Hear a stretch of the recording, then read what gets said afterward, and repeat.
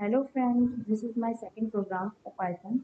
Write a program to print sum of two numbers. We will take three variables. Variable A, first variable is used to store a value of 3. So value of 3 is stored in A variable.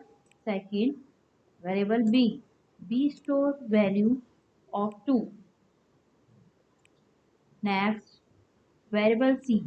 Variable is used to sum your sum of A plus B. That means the value of your sum A plus B will be stored in your third variable C. Print function you can display any message or any value of the variable. So what is the output? Output will be 5. So the value of 5 plus F5 like this. Sum of two numbers is, again, control plus F5. Sum of two number is 5.